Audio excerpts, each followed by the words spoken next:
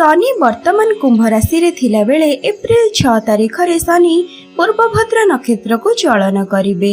एहा परे शनि नवेम्बर 24 रे पुणी थरे शतविषा नक्षत्र को चलन करिवे। शनिंकर एही नक्षत्र परिवर्तन किछि राशि को शुभफल प्रदान करिबाकु थिबा बेले आउ किछि राशि में अड़ुआ परिस्थिति सृष्टि करिवो। तेबे आसंतु जानिबा केउ राशि पई किभଳି रहिबो शनिंकर एही नक्षत्र परिवर्तन। नमस्कार बंधुगण, जय जगन्नाथ। आपण मानक स्वागत करूछु हम यूट्यूब चैनल वास्तु विचार को।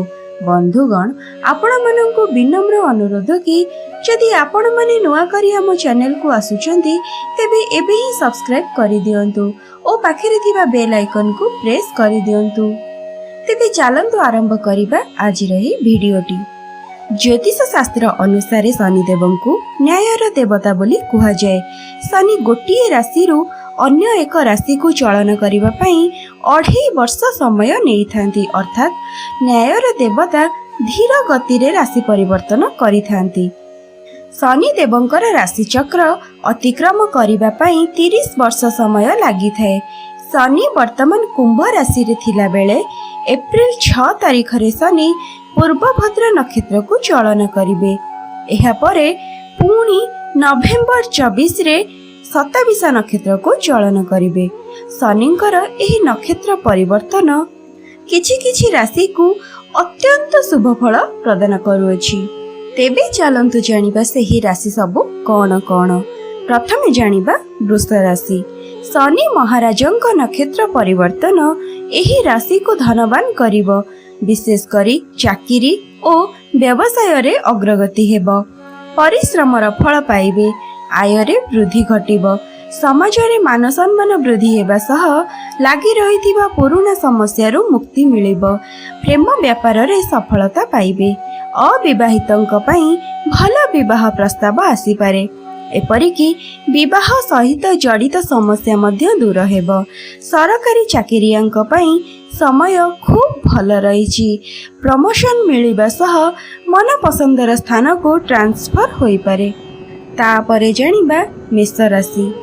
आसंता मासरे एही राशिर लोकंकर भाग्य मध्य बदली जिवो। अविवाहितंक पई भल विवाह प्रस्ताव आसी पारे। पुराना विनियोगरु लाभ पाइबे।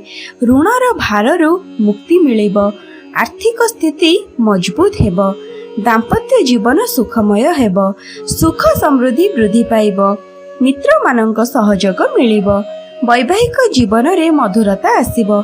व्यवसाय और चाकरी क्षेत्र रे अग्रगति हेबो। धन लाभर योग रहिबो। परिवार रे लागि रहितिबा विवाद मध्य दूर होई जिवो।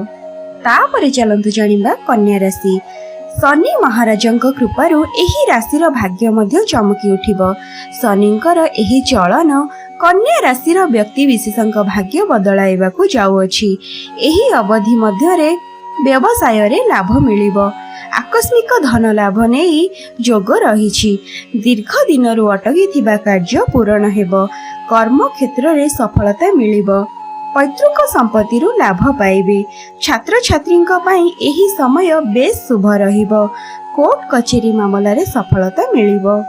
तापरे चलंतु जानिबा धनु राशि।